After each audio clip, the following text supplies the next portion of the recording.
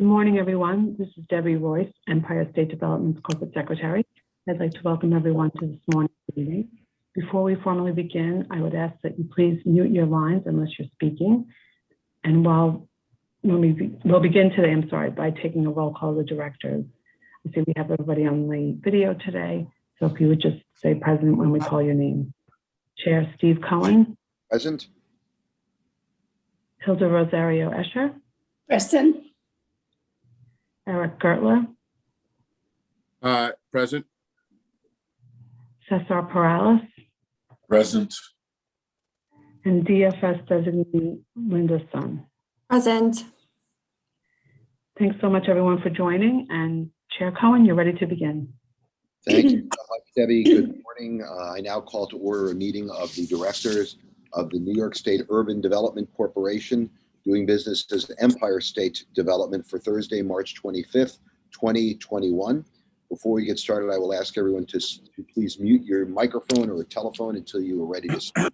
Also, for the record, I will ask that anyone wishing to speak, please be sure to state your name before you begin.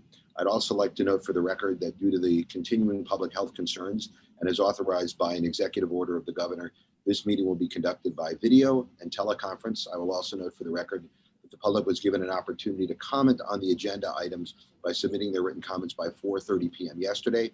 I will state for the record that no comments were received from the public concerning today's agenda. As always, the directors have received the written materials in advance of today's meeting and are free to ask questions at any time during the presentation.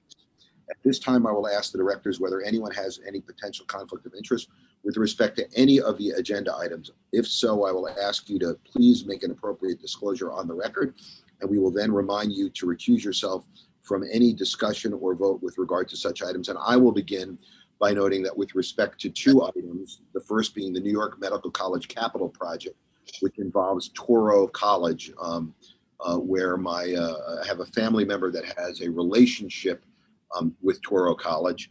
I will be recusing myself, and also out of an abundance of caution, there is an item related to the village of Sag Harbor, a capital project there that will, arguably have an impact on a business association of mine, and therefore I will recuse myself there as well. Are there any other recusals that we should note for the record at this time? Lovely. Then with the recusals I've noted for the record, we can begin with the first item on today's agenda, which is the minutes of the February 18th, 2021 directors meeting. We need to approve those, and I will ask if anybody has any questions, comments, or corrections to those minutes. And if not, I will entertain a motion for approval. I so move. Second. Terrific. All in favor? Aye. Anyone opposed? Thank you. The motion carries. We now turn to Ed Hamilton, who will present an item relating to the appointment of an officer of the corporation. Ed, go ahead. Thank you, Chairman, and good morning, directors. The directors are being asked to approve the appointment of Jerome Duval as the Executive Vice President for the Minority and Women Business Development. His appointment is requested to be effective December 1st, 2020. As the Executive Vice President, Mr. Duval will oversee the Minority and Women Business Division, which is charged with promoting opportunities for minority and women-owned businesses throughout New York. He will oversee the certification program and online statewide certification business repository. He'll also lead teams to develop and execute on strategies for business development of MWBEs through education and outreach to state agencies, MWBEs, and private companies. From the board material, you'll see that Mr. Duval joined ESD from the city of Warrensville Heights, Ohio, where he was the Director of Community and Economic Development. And prior to that, he worked in Washington, D.C. as the Vice President of Federal Programs. While coming to ESD from Ohio, Jerome has described himself to me as a kid from upstate New York. He was born in Rochester. He earned his undergraduate and master's degree from New York institutions. And I would say, welcome home, Jerome. And I know Jerome is present on the line, so if there are any questions for myself or him, please let us know. Well, let me just, before I ask if there are any questions or comments, let me just note that I have now, that is a funny word, I've engaged with Jerome because it was by phone or by video, and I have reviewed his qualifications and his prior experience.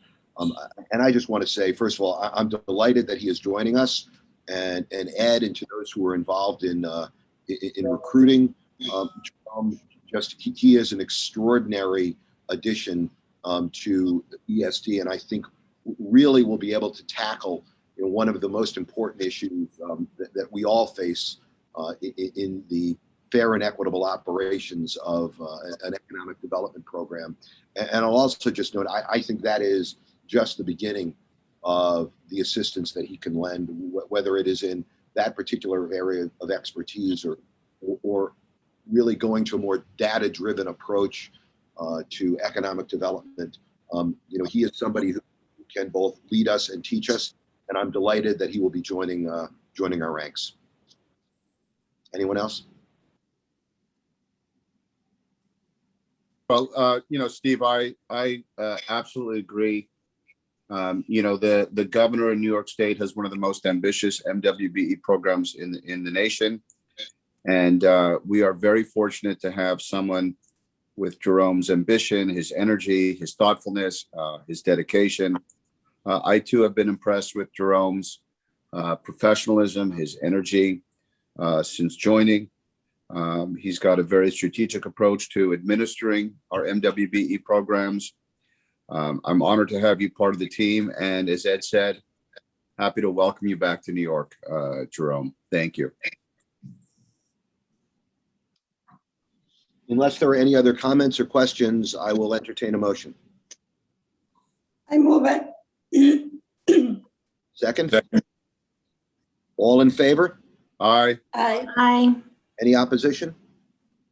The motion carries, and welcome officially, Jerome. Thank you. I think we now move to Kathleen for the corporate annual operating budget review. Kathleen, are you there? I am. Good morning, Chairman Cohen. Good morning. Thank you, and good morning to the directors. In compliance with ESD's fiduciary responsibility and public authorities law, request is being made to the directors to approve ESD's fiscal year 2021-22 annual operating budget.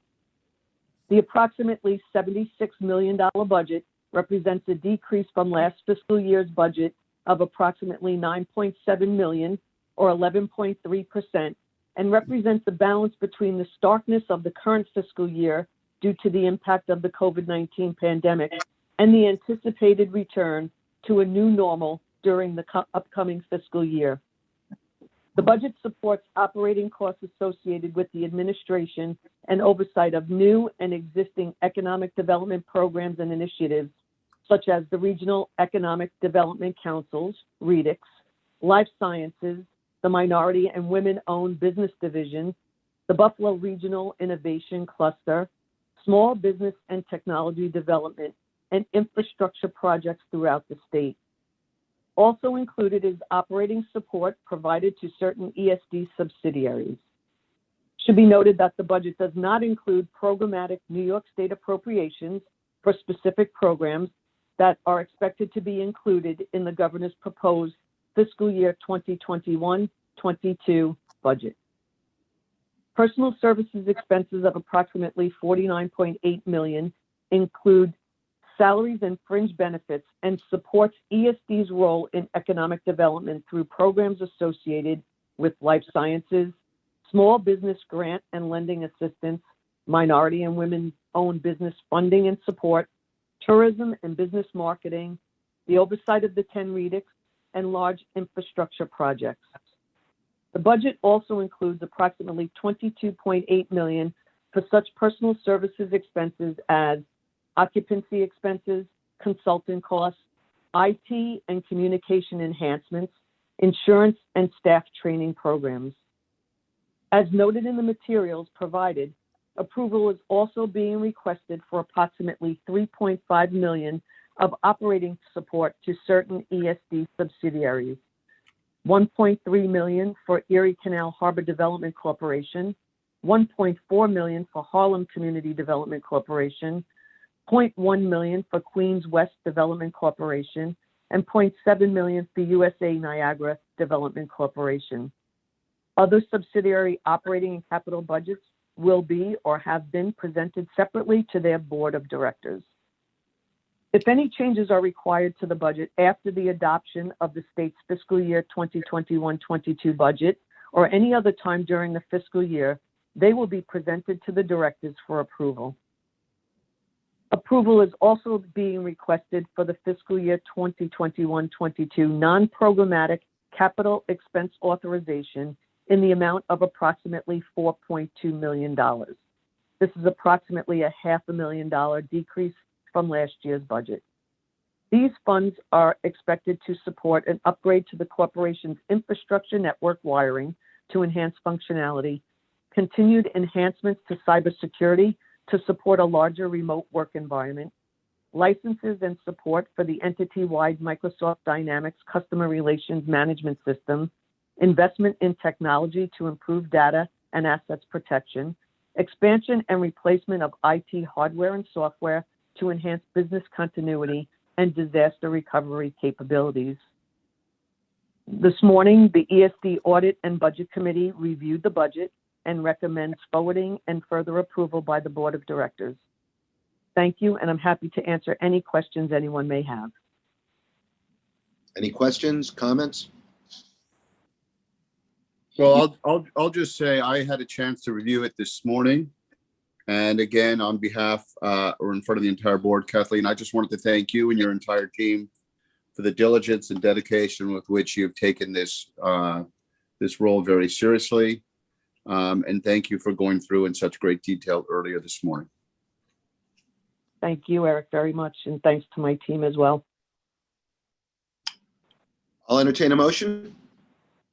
Motion. Second. All in favor? Aye. Aye. Any opposition? The motion carries. And that brings us to Doug Carr, who will present an item relating to fiscal year 2021-2022 budgets for a Moynihan Station civic and land use improvement. Doug? Yes.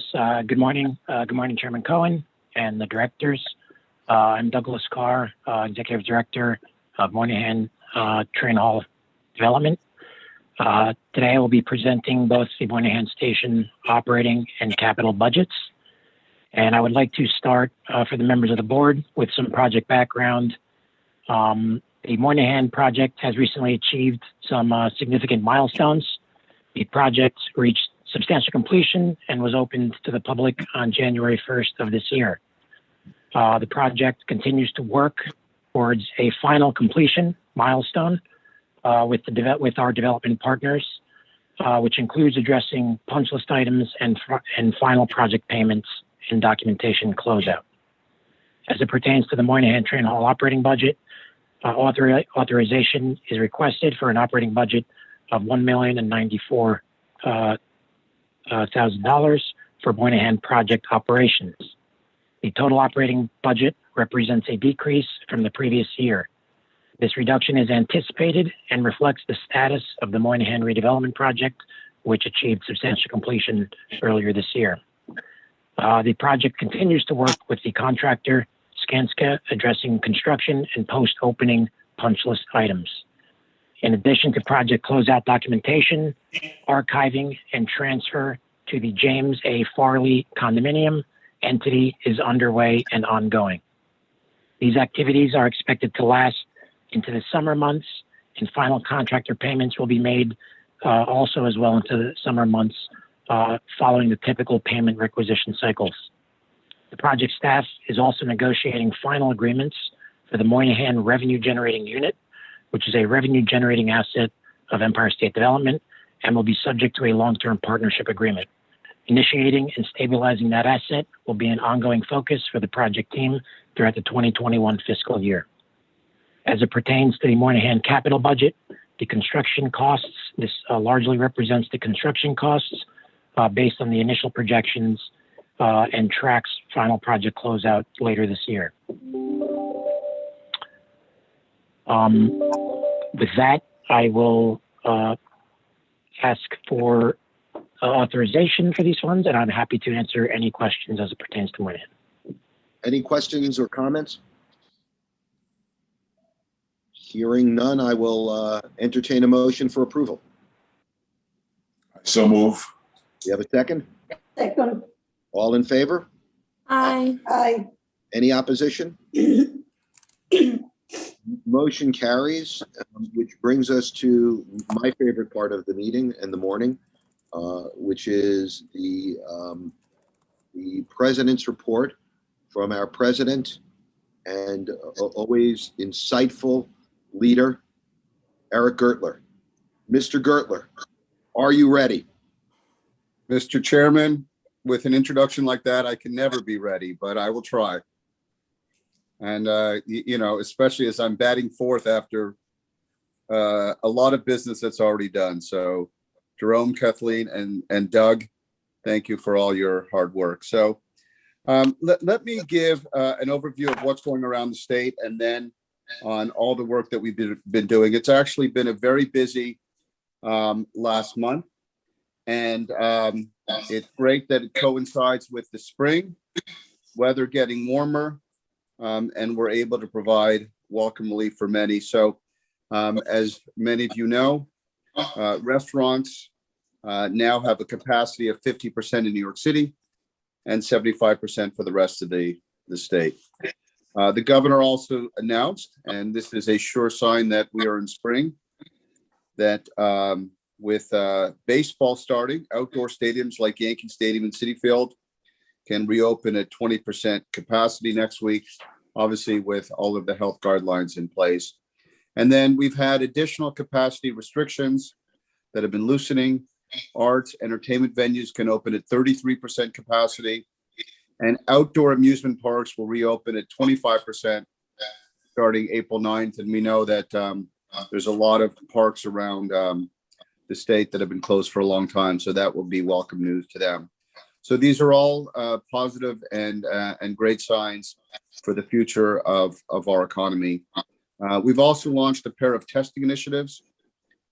This has been a agency-wide effort through the New York Forward COVID Safe Office Partnership.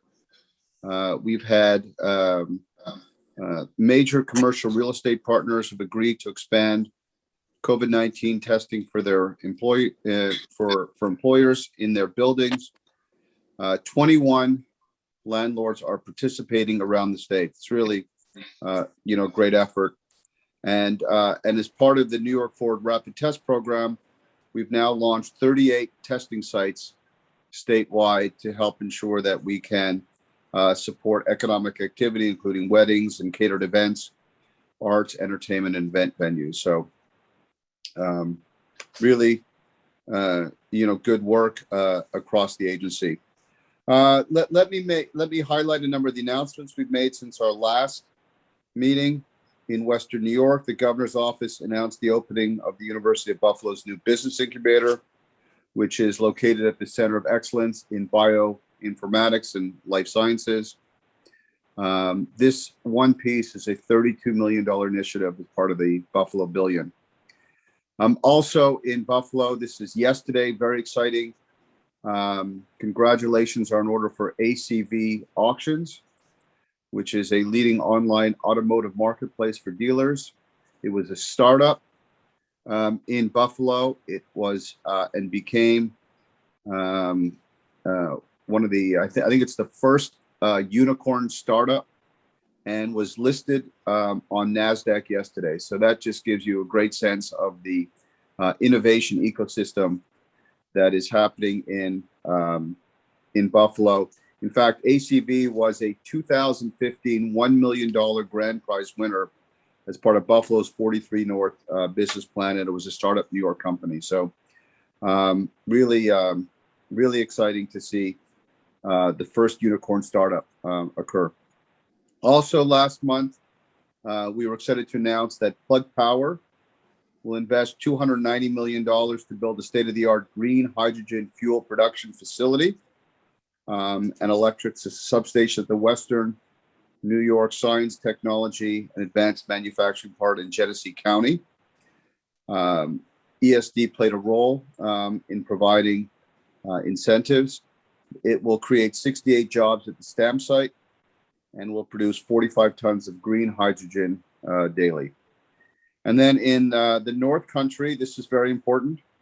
We launched the Mascot design competition for the 2023 World University Games, which will be held in Lake Placid. New Yorkers are encouraged to submit their mascot design concepts that capture the collegial spirit of the international competition. I will tell you that I was selected to be part of the committee, the selection committee, and yet another board of which I'm not qualified to be on, as I helped to select the mascot for these games. Congratulations. Thank you. And then this week, we announced the completion of the Capitol Repertory Theater's $14 million renovation project in downtown Albany. This will be the Capital Region's only professional producing theater. It's an adaptive reuse into a 28,000 square foot performing arts facility. And this is in line with our belief that we need to ensure that the arts thrive around the state to support our view of not just jobs, but also work and live. Two major milestones in New York City. Last Wednesday, the governor celebrated the groundbreaking of the National Urban League's new $242 million headquarters in Harlem. This was many years in the making. Congrats to the real estate team for pushing on this. The Urban League Empowerment Center will include the Urban Civil Rights Museum experience and the National Urban League Institute for Race, Equity, and Justice, plus affordable housing, office space, and retail space. So that's a big deal. And yesterday I joined the Lieutenant Governor and Commissioner Ball of Agriculture Markets and our own Joe Tazwell in the Bronx for the groundbreaking of the New York State Green Market Regional Food Hub, which is a state-of-the-art facility to increase access to fresh, locally grown and produce. And that is another example of how we're looking to connect upstate farmers with downstate local communities that are in need of access to good, healthy food. And then before I close, I just want to acknowledge, and I did so in a note to the staff this week, just the heartbreaking loss of Asian Americans in Atlanta. And this devastating act of violence, I'm feeling some, I don't know, I'm getting some echo. I don't know if people are hearing it, but, you know, this latest devastating act of violence has called attention to the disturbing escalation and senseless attacks against the Asian American and Pacific Islander communities. And while that event happened in Georgia, it has become increasingly pervasive, and sadly, Asian Americans have been threatened and harmed in our own state. Let me say unequivocally to our staff, the New York business community, and all of the individual groups and companies with whom ESD works, hate has no home here. We feel strongly that violence committed against any one of us is committed against all of us, regardless of our race or gender. And in fact, we believe deeply that our diversity is one of our greatest strengths. So in closing, last March was our first virtual board meeting. It's been a year of change, of difficulty, of accepting new normals.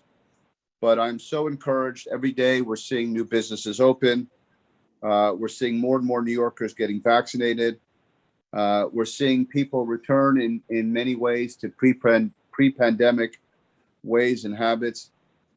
And all I can say, it's fitting, as we know, spring is a season of renewal and hope. And I continue to hope. And we as an agency continue to work for reopening the economy and continuing to better the lives of New Yorkers. And with that, I will pass it back to Chairman Cohen. So thank you. Thank you, Eric, and thank you for the words. That's sort of the state of our world.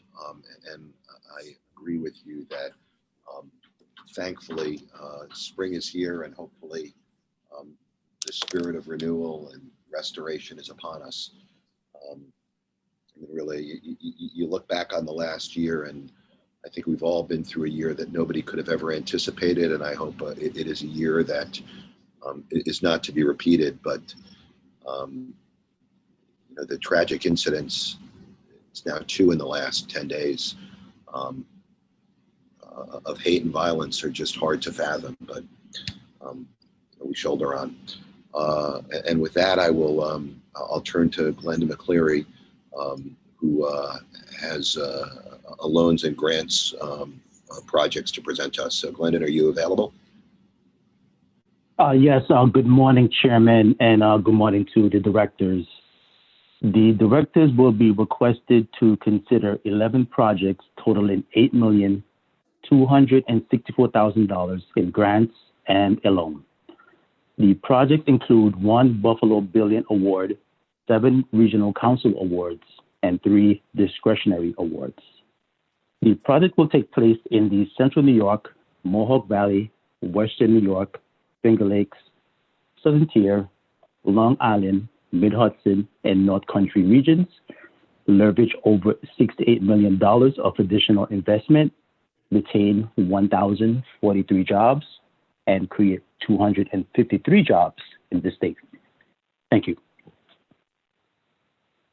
I think we now go to Jim Fail to start things off with 2 projects from Central New York. Jim, are you there? I am. Good morning, Commissioner and directors. The first project the directors are going to be asked to approve is a $320,000 grant to Volpe Manufacturing USA on a $2.3 million project. Volpe is a manufacturer of fiber optic medical devices. They had developed the project involves a demolishment of 15,000 square feet in order to be able to build new clean rooms, loading docks, and then various amenities such as employee cafes, as well as upgrading some utilities as they try to become and remain competitive in this highly competitive life sciences world. The project was a round 8 priority project. It was completed in December of 2020, and it will create 17 jobs, of which 5 have been created to date. The second project that the directors are being asked to approve is also a $320,000 grant to Housing Vision Consultants on a $15.5 million project. Housing Vision Consultants is a nonprofit organization that was formed in 1991, and it's helped to be a catalyst in redeveloping depressed neighborhoods through community collaboration and real estate development. Housing Vision develops, constructs, and manages the real estate projects. This project is a mixed-use project that's adjacent to one of Syracuse's larger hospitals. The project is improving a depressed neighborhood and the surrounding areas and provide housing opportunities for hospital workers, as well as commercial office spaces and some retail opportunities on the first floor. The total project will have 12 new additional apartments. This was one element of many different buildings. So although it was a round 2 priority project for the Regional Council, construction did not begin until December of 2017 and was completed in August of 2020. And I'd be glad to take any questions. Any questions or comments regarding items 2A or 2B? Hearing none, I will entertain a motion.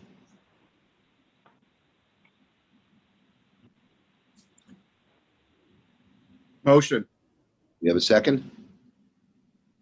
second, All in favor? Aye. Aye. Any opposition? In which case, motions to the approval of 2A and 2B carry, and we turn to Mike Reese with an item from the Mohawk Valley region. Mike, are you there? Good morning, Steve. Good morning, Eric, and members of the Board of Directors. Yes, I have one project to present this morning. The directors are being asked to approve a grant of up to $900,000 from the Downtown Revitalization Initiative for Cold Point Corporation. to be used for a portion of the cost of construction of a 50,000 square foot manufacturing facility and the purchase of machinery and equipment in the city of Rome. This DRI capital grant was accepted in March 2019. Cold Point Corporation was incorporated in January 1999 and began manufacturing aftermarket HVAC equipment for hospitals, assisted living facilities, hotels, and commercial offices. The company was purchased by the Whalen Company from Maryland in 2017. Cold Point constructed a new 50,000 square foot facility to increase efficiency and expand production. The new machinery and equipment purchased will allow them to expand from 2 production lines to 4 production lines. This signature downtown revitalization initiative project is the first to locate in the Erie Boulevard Brownfield Opportunity Area, which is a DEC Superfund project. Cold Point retained 37 jobs and created 24 new jobs with this expansion. The company was also offered $300,000 of Excelsior tax credits and a $2.2 million JDA loan as part of the incentive package. Total budget for the project was $5,119,000, and it was completed in February 2021. The project is consistent with the Mohawk Valley REDC's plan to promote revitalizing downtowns and manufacturing within the region. I'd be glad to answer any questions. Any questions or comments for Mike? Hearing none, I will entertain a motion with respect to item 2C. Move. Second? Second. All in favor? Aye. Aye. Aye. Any opposition? The motion carries, which takes us now to Amanda Mays with an item from the Western New York region. Amanda, are you there? I'm here. Good morning. Proceed. The directors are requested to approve a $1,866,000 loan from the Buffalo Regional Innovation Cluster Fund, which is Buffalo Billion, through its Better Buffalo program to the La Plaza de Virginia Owners LLC to offset a portion of construction costs for a $16.5 million project, creating a mixed-use affordable housing development on Buffalo's west side. The project will create an approximately 53,000 square foot 3-story structure. It will include 46 one-bedroom units of affordable senior housing, residential common space, and approximately 9,500 square feet of commercial space. The residential units will be targeted to households with income at or below 50% or 60% of AMI, with some for homeless elderly seniors whose income is at or below 30% of AMI. The project is a recipient of funding under the Better Buffalo Fund's Transit-Oriented Development Program, which provides gap financing for adaptive reuse or infill capital projects promoting dense development within a quarter-mile walking distance of transit stops. This project will remove a dilapidated building from a residential neighborhood and transform 4 long vacant lots into a high-quality mixed-use facility, providing safe and affordable senior housing, outdoor spaces, and community and commercial space tailored to the needs of the neighborhood.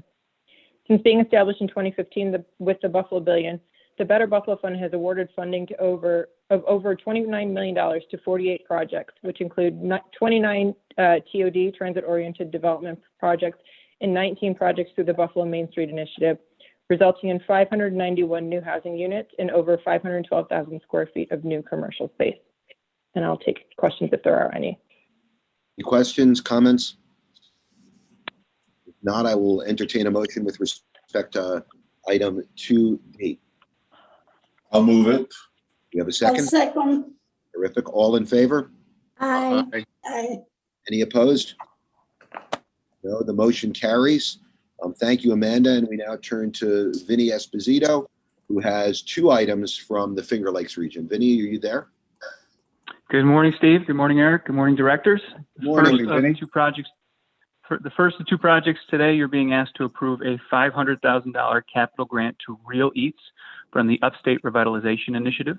Real Eats is a private food tech company that offers subscription-based meal prep delivery service, which has seen terrific growth during the pandemic in a very fortuitous way. A couple years ago, we attracted Real Eats to Geneva in Ontario County, and this grant supports the purchase and expansion of a new kitchen, packaging equipment, as well as freezer and cooler capacity. They started off with 27 employees, have now reached 79 employees, and there's also a larger Excelsior jobs commitment for them to reach up to 165 employees at this location. They've met the first two disbursement milestones. The overall project capital improvements will be done in January 2022. It's a $1.8 million capital improvement. The second project, directors are being asked to approve a $1.4 million capital grant to the city of Rochester from the Upstate Revitalization Initiative to support renovations and upgrades to the Rochester Riverside Convention Center, which is one of the largest venues in upstate New York, and a vital component of the Rock the Riverway initiative. The Rochester Riverside Convention Center is obviously right in the middle of downtown on the Riverway, and this grant is part of an overall $5 million award from the Rock the Riverway initiative. This grant is being used for a phase to help design and planning of expansion of the southwest face of the facility, which engages with the river, as well as expanding the terrace from outside of the facility onto the river. And it's part of a continued renovation that we've supported with other regional council capital funds from a previous phase. This project in this phase will be $2.8 million. We'll start this April and construction will be completed in December of 2022. Be happy to take any questions on either project. Any questions, comments? Vinny, the library is part of Rock the Riverway.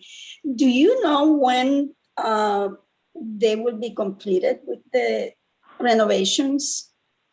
The library renovations broke ground, I'm pretty sure it was last fall. I'm pretty sure they're scheduled to complete the terrace renovations of the library, which is across the street from the convention center, at the end of this year. But I could get back to you, Hilda, with the exact date that the city's estimating. Okay, thank you. Any other questions?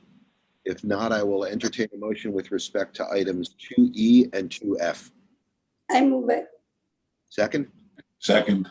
All in favor? Aye. Aye. Any opposition?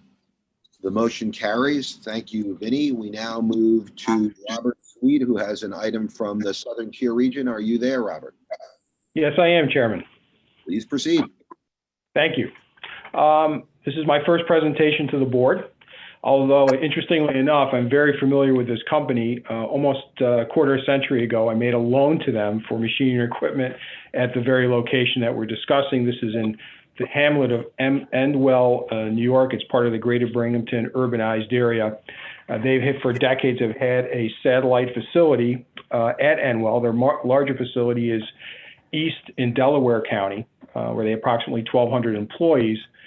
And over the years, as contracts come and go, they use the Endwell site as their spillover extra capacity. So we have a situation here where in 2018, they anticipated a contract that would necessitate the need and use of the site. They approached the ESD staff and the regional council in 2018 as part of the Round 8 CFA process. The REDC and ESD staff supported their request as part of its strategic plan for advanced manufacturing. So it was approved in 2019, as recommended in 2019. An offer letter was given to them, which they accepted in July of 2019 for $400,000 capital grant. It's 20% of a $2,040,000 project. I'm pleased to report that the project is nearly completed. Should be completed by the end of the month. They've already achieved the 40 job goals at the Endwell site. They've also spent almost every dollar of their $120,000 MWBE set aside. And if the directors favor this request, we will move it forward. Any questions, comments? If not, I will entertain a motion. Robert's first ever presentation with respect to item 2G. I will move it. We have a second. Second. All in favor? Aye. Aye. Any opposition? Hearing none, the motion carries. Thank you very much, Robert. We look forward to hearing from you again at future meetings. Robert, Thank you. that shows you that your first time you succeeded quite well. I'm feeling good about myself. Enjoy it. Enjoy Thank it. you. Thanks all. Thank you. We now turn to Carol Longworth with an item from the Long Island region, or two actually, and I will note that with respect to the second, which is the project in Sag Harbor, that is one of the two items on which I'm recused today. Hi, good morning, Steve. Thank you. Good morning, Eric and directors. The first project, we're asking the directors to approve a $500,000 capital grant to the Sunrise Day Camps Association, Inc. This is to pay for a portion of the cost of construction and renovation of its international headquarters that's located in Oceanside, which is Nassau County. This project is complete for a total project cost of $5.5 million. This was a round 5 priority project for the Long Island Regional Council as it supported workforce development and childcare. Sunrise Day Camps is a not-for-profit whose mission is to provide emotional, social, and recreational support for children with cancer and their families. They began operating their first camp in 2006, and now they have eight camps in 3 states and 2 countries. They've been running their headquarters for these camps and some of their programming in rented space in Oceanside, but it became too small and hindered their expansion and programming. Recognizing the need to help these families whose lives have been turned upside down by a child's cancer diagnosis, they sought to expand and to add year-round programming. They purchased an 18,000 square foot building adjacent to its current space and renovated it with this grant. They can now expand their services to from 3,000 to 5,000 families with summer camp and year-round services for the children and their families. They've completed this building in early 2020, and they have been operating, and they've exceeded their job growth. They committed to 15, and they've created 18 additional jobs. So that project is eligible for disbursement. The second project, we're asking the directors to approve a regional capital grant of $550,000 to the village of Sag Harbor to pay for a portion of the cost of construction of its public wharf, which is obviously in Sag Harbor, which is Suffolk County. This project is complete for a total project cost of just over $5 million. This was a priority project, round 7 for the regional council, as it supported placemaking as well as tourism. It also received round 9 funding of $1.5 million from the Department of State. The Long Wharf is in Sag Harbor, dates back to the 1770s, and is pretty much the anchor of its downtown business corridor. It's 660 feet long, 80 feet wide, with full public access, public parking, and dock access, which supports all the downtown merchants. It's also home to the village's Welcome Center and its local Chamber of Commerce. This grant supported the full rehabilitation of this important infrastructure project, including a new bulkhead, perimeter handrail, vehicle guard, new promenade, and new utilities.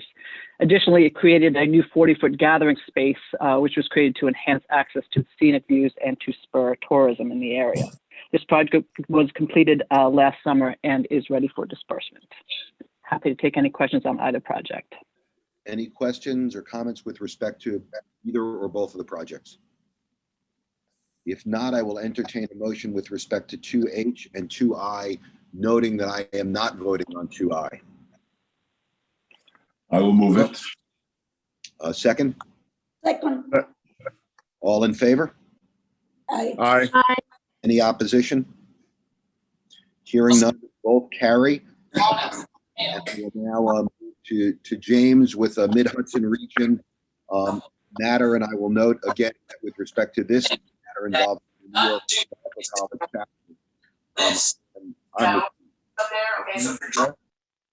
But by the way, if people aren't speaking, if they can mute, there's a lot of background noise and a lot of echoing. So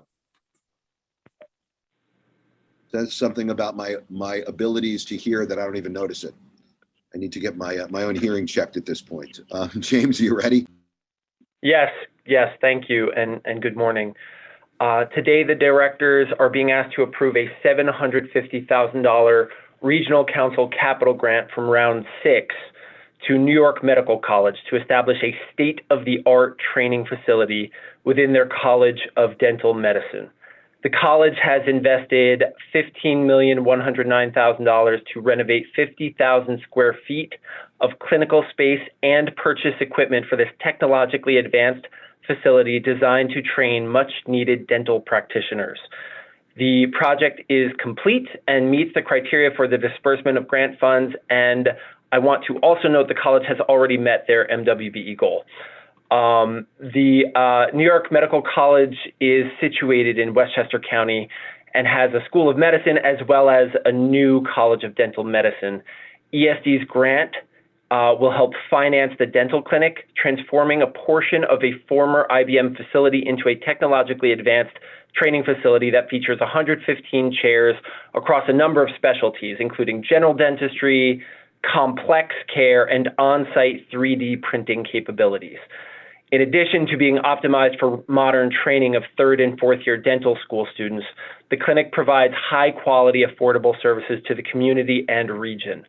The first cohort to graduate was in May 2020. And thanks to this project, the 103 graduates were able to do their clinical training on site, and a majority of them have been placed in residency programs in New York State.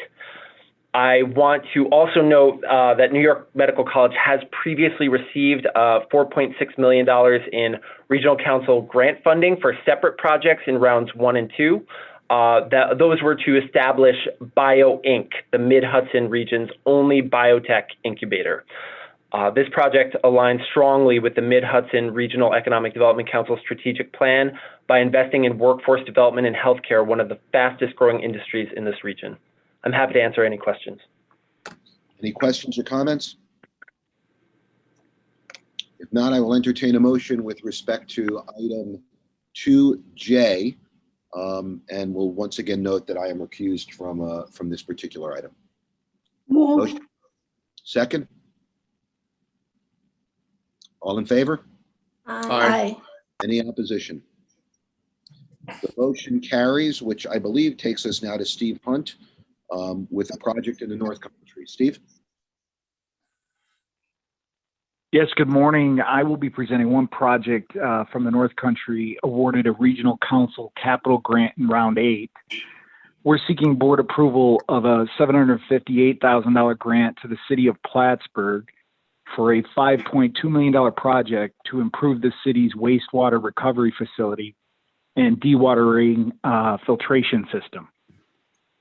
The project includes the installation of new odor control equipment upgrades and other investments resulting in better economic development opportunities in the Dock Street neighborhood in downtown and on the Lake Champlain waterfront.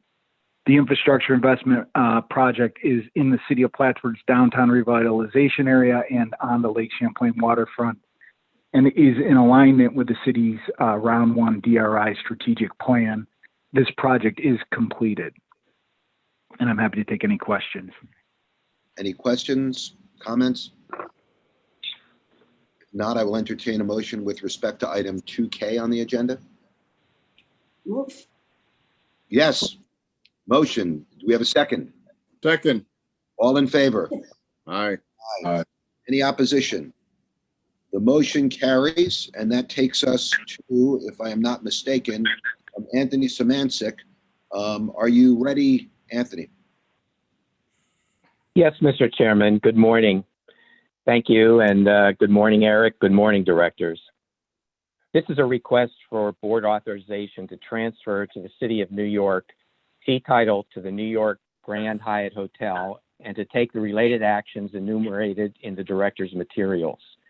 The transfer will support a major redevelopment of the site by TF Cornerstone and RXR Realty that includes demolition of the existing hotel and construction of a new building with up to 500 hotel rooms, 2.1 million square feet of new office space, and substantial transportation and other public realm improvements to enhance the adjacent Grand Central Terminal and the 42nd Street Lexington Avenue Line subway station.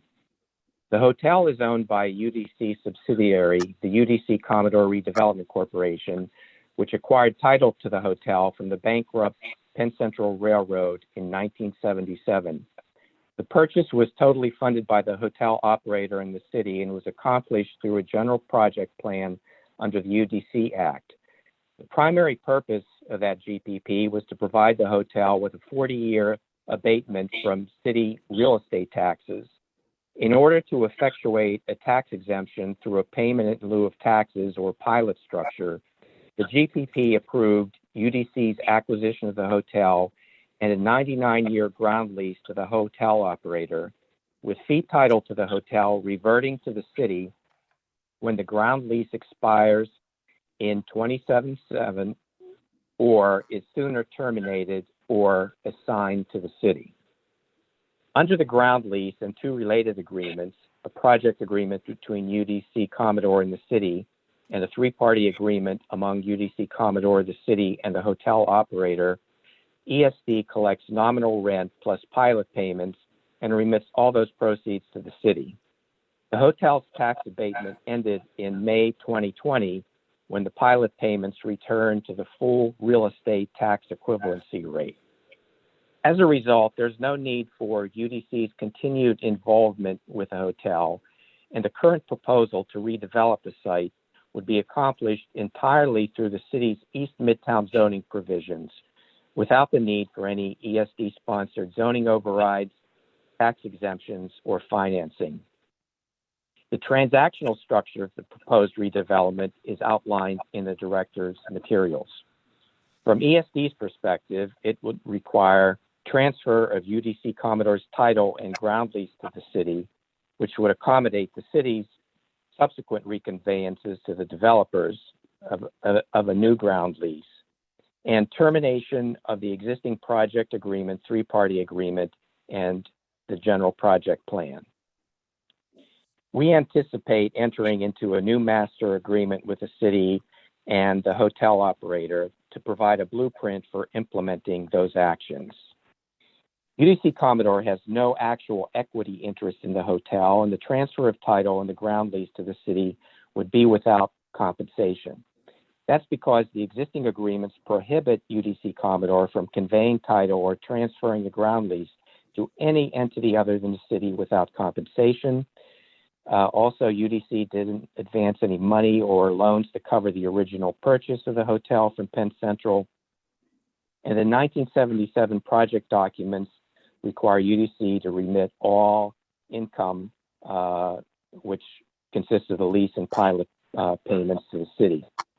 But as a proposed redevelopment of the hotel site is realized, it would further ESD's mission of fostering major commercial redevelopment as we emerge from the pandemic and demonstrate the continued strength and resiliency of the city's and state's economy. For all these reasons, and as further elaborated in the director's materials, the proposed transactions and board authorizations are recommended for approval. And I'm happy to take any questions that anyone may have. Any questions or comments with respect to this item? Hearing none, I will ask for a motion with respect to item 3A. I will move it. Do you have a second? Second. All in favor? Aye. Aye. Anyone opposed? Hearing no opposition, the motion carries. Thank you, Anthony. And I believe we now move to Kevin Eunice, who will provide a brief summary of the administrative actions on today's agenda. Kevin, are you there? Yes, good morning, Chairman. How are you? I'm very good. Please, it's all yours. Thank you. Thank you. So good morning. As you are aware, we have 9 administrative items for your consideration today. I'll present a summary of these items and then we can take any questions that you may have. The first item relates to the directors being asked to adopt revised procurement guidelines for the use, awarding, and monitoring of procurement contracts for 2021. Proposed guidelines remain relatively unchanged from those previously adopted in 2020, except for certain clarifications. Approval of the 2021 proposed guidelines is requested with these clarifications as outlined in your materials. The next item is relates to the Public Authorities Act, which requires annual adoption of guidelines with respect to property disposition. Consistent with the Act, the corporation has implemented guidelines that are described in the materials. These guidelines, without change since last year, are being proposed for readoption by the corporation. The third item, we are seeking your approval for the authorization to purchase corporate insurance policies and to take related actions. The contract terms will extend from April 1st, 2021 through March 31st of 2022 at a not to exceed amount of $1,025,000. The next item relates to Dun & Bradstreet contract renewal. This request is for authorization to renew an existing contract with Dun & Bradstreet for its market insight database. The proposed term of the contract is for 1 year. The total contract is $598,000, with the cost and access shared by ESD and the Department of Labor. ESD is responsible for $199,000 of the balance, and the Department of Labor pays the balance remaining. The next item is a request to amend a contract with Goldberg Segala LLC to continue to provide legal representation in a lawsuit commenced by Core Van Rensselaer Street Company, which is currently pending. Due to the length of time the matter has been pending, including the current appeal, the services of the firm are needed for more than 1 year, necessitating approval by the Board of Directors as required by the ESD procurement guidelines. The next item relates to the Broadband Program Office seeking authorization to amend its contract with Tilson Technology Management to complete the technical validation and field review of all remaining New York broadband program projects. With the director's approval, the contract will extend. We will extend the contract through June 30th, 2023, increase the not to exceed amount to $1.4 million from the current $999,000. The next two items relate to the Moynihan Station Civic and Land Use Improvement Project. The first is seeking authorization to amend the contract with Skadden, Arps, Slate, Meager, and Flom LLP in a not to exceed amount $300,000 with a contract extension through December 31st, 2022. The firm provides ongoing legal services to ESD in connection with the project, specifically relating to construction, operation, maintenance, insurance, and public-private partnership matters. Skadden has extensively advised ESD on the structure of the Moynihan Station Initiative, and the firm's advice will be essential in the ongoing legal matters. The other item relates to an extension of a contract with Ernst & Young Infrastructure Advisors, LLC, for market and financial feasibility services in an amount not to exceed $300,000 with an extension through December 31st, 2022. They will provide ongoing advisory services pertaining to the Moynihan Station Civic Improvement Project, and they have played a major role in the financial strategy of the project, and their continued advisory services are essential to completion of the project.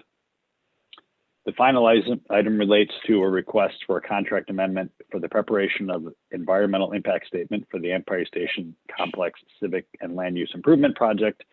It's an amendment of increase in $900,000 for a total contract of $4.9 million with AKRF, of which the state's contribution will not exceed $2.7 million.